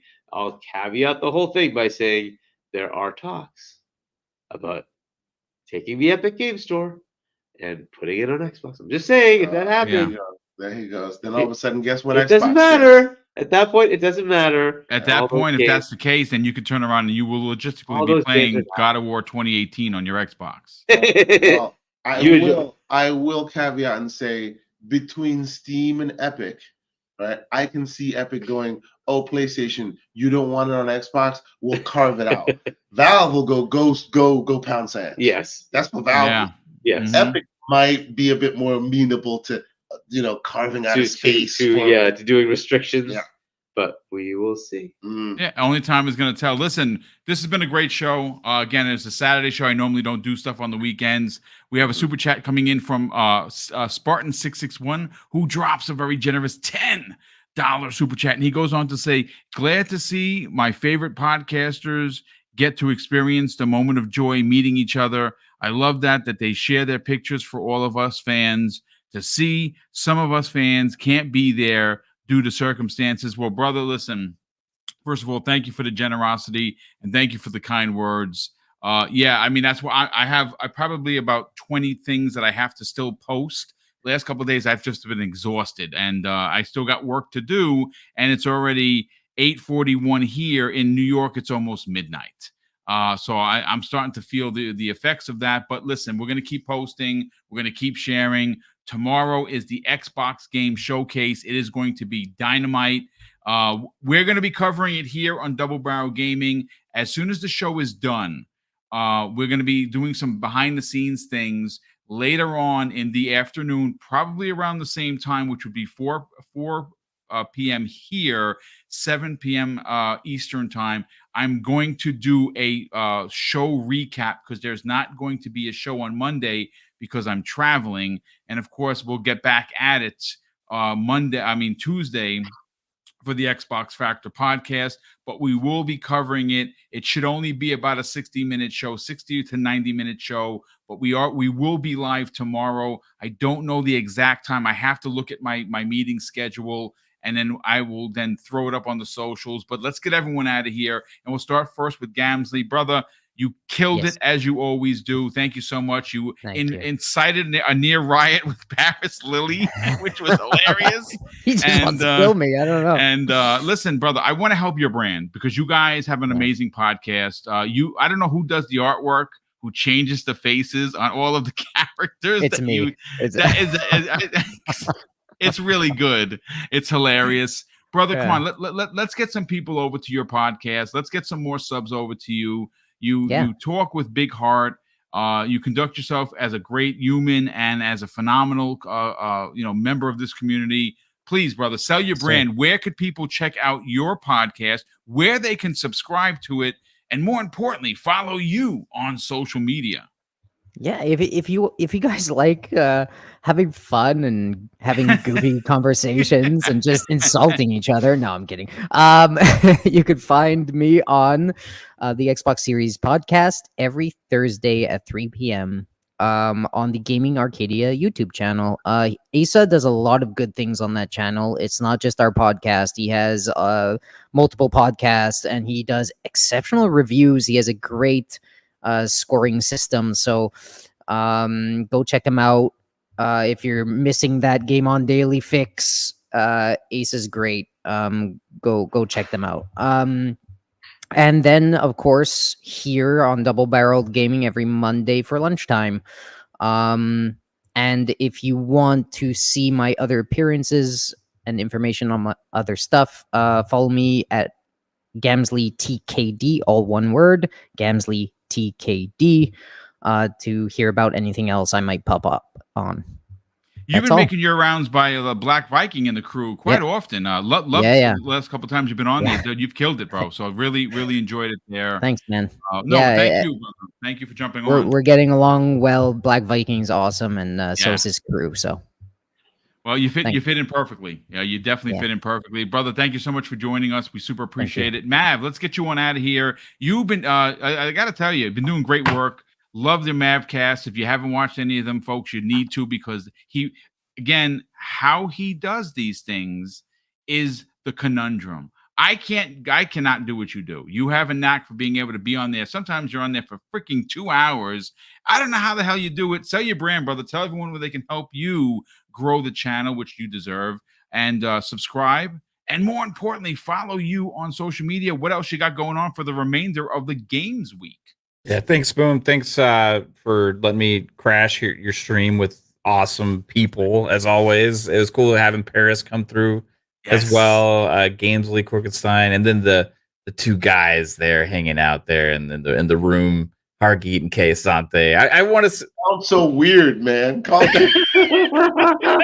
I just like seeing you guys next to each other, like messing with you guys. I will tell you that whatever mic they're using sounds really freaking good. What is it? It's just a Jabra. It's an old speakerphone. That's crazy, man. It's cool. Yeah. This is pretty. Yeah, it's not bad. It's all right. I'm just kidding. It's awesome seeing you guys. If you guys want to find out what we got going on, we got more co-streams coming tomorrow. Obviously, we're gonna be going out live like an hour before the Xbox show, so you can find it over on Fun Speculation, and we'll be watching and just freaking out because we all get crazy, super hyped when there's game reveals and stuff. PTK is going to be hanging out with us. Oh, that's great, dude. Steel Rain's going to be hanging out. Hong Soul's going to be hanging out. 3-Bit's back from his honeymoon, so he's going to be hanging out. We're going to be having a blast, so come hang out with us tomorrow and relish in the amazing game reveals because they're bringing the heat. Xbox is. I really feel it. So besides that, usual shows, we got Thursdays, PM in the PM, 7 p.m. Eastern time with Hong Soul and I. Friday nights, Xbox Ultimate Podcast, and then Mondays, FSP at 10 p.m. Eastern time. And then also we'll be doing the co-stream for the Ubisoft Forward show, which I think this year will be a good one. Yeah. Ubisoft has a lot of good things to be able to show. Star Wars Outlaws, Assassin's Creed Shadows. They have the other Prince of Persia stuff they had been doing, plus also just glimmer of hope. This could be the year they reveal. They finally get us a Splinter Cell. Yeah, this might be the best Ubisoft event in the last 5 years. There's some people thinking they could end up revealing the new Far Cry too. So that would be crazy. Yeah, it would be awesome. I'm looking forward to that. So yeah, Fun Speculation, Twitter and on YouTube. Thanks so much, brother. Super appreciate you being here. Korkenstein, sell your brand, brother. Where can people find you on social media? But more importantly, subscribe to your YouTube channel. Hey, yeah, thanks again. Like I said, awesome people here. I've been just absolutely blessed to be hanging out with you, Boom, and Hargeet and Kay, and on the podcast now with Mav and Gamsley and Paris. Thank you. For me, follow me at the Korkenstein or Stein. Like I said, I go by both. The Korkenstein on Twitter. And then if you want to see some of my podcasts, I do have Xbox Talks. We were working with some devs possibly to get some previews going and early builds and reviews started up soon there. So be on the lookout for Xbox Talks on YouTube, as well as Game Pass Gumbo, where we talk about games and the food associated with that. So it's a little history and things like that. So please, yeah, come check us out. Game Pass Gumbo, Xbox Talks, and the Korkenstein on Twitter. Nice. Good stuff, brother. Thank you so much for being a part of it. It was great hanging out, and we're gonna go continue. Probably gonna go to dinner after this, get a bite to eat. Obviously, Kay Asante and Hargeet, let's get the outros. We'll start off with Kay Asante. Brother, sell the brand of the Gaming Circle podcast Saturday mornings, which, of course, there was not one today because he is here in LA. Brother, talk about it. Where can people subscribe and, more importantly, find you on social media? So yeah, first and foremost, I need to say I'm really I feel blessed to be able to hang out with y'all and have such a great time. I've seen all the great conversations online when y'all see the photos and what we're doing, and honestly, it's early days, but I want to bring this feeling that I have to everyone. We need to talk, man. We're gonna talk with Oh the yes, he community. has a great We wanna idea, folks. We're we gonna want to start bring talking we about want it. to do some things, man, because Yeah. this is how this elevates the gaming. You know, it's awesome. It's awesome. So I feel real happy and real blessed to have best friends that I'm meeting for the first time in all these various locations that come together to form the Voltron that is the gaming community. I think it's amazing. And we Yeah, should no really, FOMO at all over here. You know what I mean? hey man, you Keep know, digging in, and then Canada is You gotta wonderful. join us here next year, brother. You got to get out here. Yes. So yeah, you can catch me TKO on Asante on all those places we communicate. Usually, you will find me on the Gaming Circle podcast on Saturday mornings, 10 a.m. Eastern Standard Time, and with my brother, Mr. John Wolf, doing the Gamers Playground on Monday nights, where we're talking PC games and things like that. Obviously, this week we may not have those programs for your enjoyment, but if you check out the channel, you'll see more. I'll put out some shorts. I'll put out some videos. I want to just show some of the background of what's going on in the background while we're having these conversations. You'll see me out there with my portrait camera taking videos of a bunch of stuff. People letting their hair down and after some drinks are in them. We're gonna have some fun. It's gonna be cool. You're gonna see some videos from us on that front. But no, it's been fantastic to be a part of this. I will say before I'm out, ladies and gentlemen, continue to throw the flowers and thank you to the hardest working man in podcasting. Even here, he is waking up at 7 a.m., 6 a.m., early. He's got his setup. He's giving you the content. It doesn't matter. Most of these people are out here experiencing. He experiences and then runs back to tell you about it. Shout out to the great Thank you, BoomStick, sir. man. No one does it better. Thank y'all for being here. Thank you. I appreciate the kind words. And Hargeet, brother, you obviously you're still selling your book. We've been talking behind the scenes on how you could maybe do that better. We're gonna push you over the edge of madness, brother. Tell people where they can I go don't know find the about book, that, and more importantly, where could people not find you on social media? Yeah, exactly. So you can go to let's see if it shows up here. Shop.charty.us. You go to that URL to pick up my book if you want to. It's called Emergence. It's a sci-fi novel. Kind of take it. It was based on a game. It was supposed to be kind of a Mass Effect-y type game. So you can kind of gauge it from there.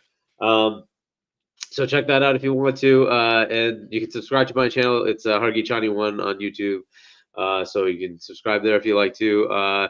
And yeah, I'll try to actually do some videos. I like you guys have been doing videos. I should probably just do the same and just upload like little shorts of what's going on. But yeah, I'll do that. And then I'll podcasting wise, I think Boom, it's gonna be yours. It'll be the first time when we get back to normal. When we get back, home. It'll be Wednesday night because I think the other podcasts are all kind of like scrapped at this point because we're all out here. Yeah. So it'll be Wednesday primetime gaming, and then I'll be back on the night shift on Point for Gaming for Gamers, which is C Money and Doodles channel. So we'll see you there Friday, and then Sunday we should be doing Games Talk Live next Sunday, not this Sunday, obviously tomorrow we're all in the showcase. But we will see you next Sunday with Games Talk Live. Absolutely. Well, brother, thank you so much for being a part of it. It's been great hanging out with you. Ladies and gentlemen, that's going to do it for today's show. A big thank you to all of the Super Chats and channel members that continue to support the channel behind the scenes and when we do it live. So big shout out to you. And of course, I'm going to close out today's show with something that's incredibly important to me. Hopefully one day, folks, it'll be important to you. And that's something, again, that's what my pops taught us when we were kids. And he'd say, Craig, treat others how you want to be treated. And also, it doesn't cost anything to be nice. You live by those rules, son. I can guarantee you're going to have an awesome day. So take care, everyone. And we'll see you next week on our regular scheduled programs. Thank you so much for supporting Double Barrel Gaming. Have a great night. Enjoy tomorrow's show because it's going to be killer. And we'll see you soon. Take care, everyone.